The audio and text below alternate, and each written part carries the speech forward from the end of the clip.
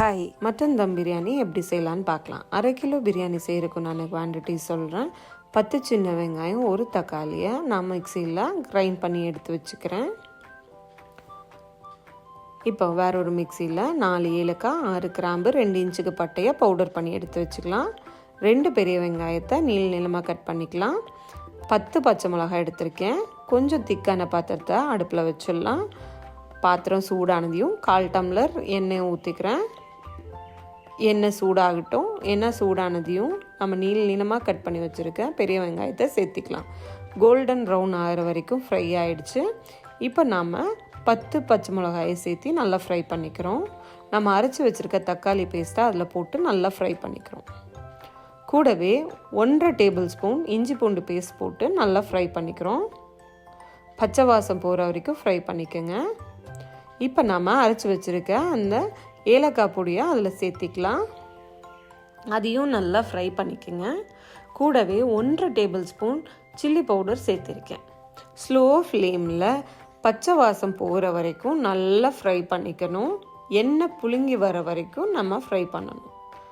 இப்போ நாம் கழுவி வச்சுருக்க மட்டனை நம்ம குக்கரில் எடுத்துக்கலாம்.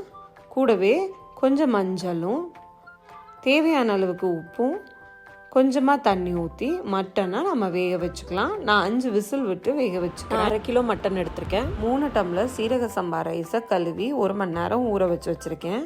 மட்டன் வெந்தாச்சு. மட்டன் வெந்ததையும் நம்ம வணக்கி வச்சுருக்க தக்காளி வெங்காயத்தோட மட்டனை சேர்த்து 5 to 10 மினிட்ஸ் வணக்கிக்கலாம்.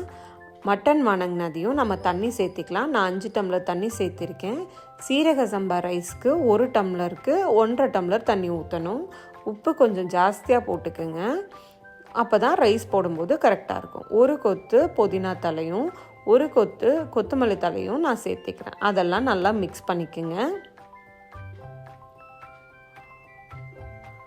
இப்போ கூடவே 1/2 மூடி எலுமிச்சம்பழம் சாறை நான் அதோடு சேர்த்திருக்கேன். நல்லா தண்ணி கொதிச்சதையும் நம்ம ஊற வச்சுருக்கிற ரைஸை அதோடு சேர்த்திக்கலாம்.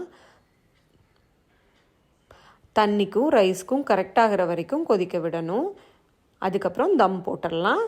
இப்போ நம்ம அடுப்பில் ஸ்லோ ஃப்ளேமில் தோசைக்கல் வச்சிடலாம். தோசைக்கல் மேலே நம்ம அந்த குக்கரை வச்சு மூடி போட்டு 20 மினிட்ஸ் தம் விட்டுடலாம். ஸ்லோ ஃப்ளேமில் இருக்கட்டும். 20 மினிட்ஸ் கழித்து ஸ்டவ் ஆஃப் பண்ணிவிடுங்க. 1 டேபிள் ஸ்பூன் நெய் போட்டு நல்லா மிக்ஸ் பண்ணிக்கோங்க. சூப்பரான மட்டன் பிரியாணி ரெடி ஆயிடுச்சு.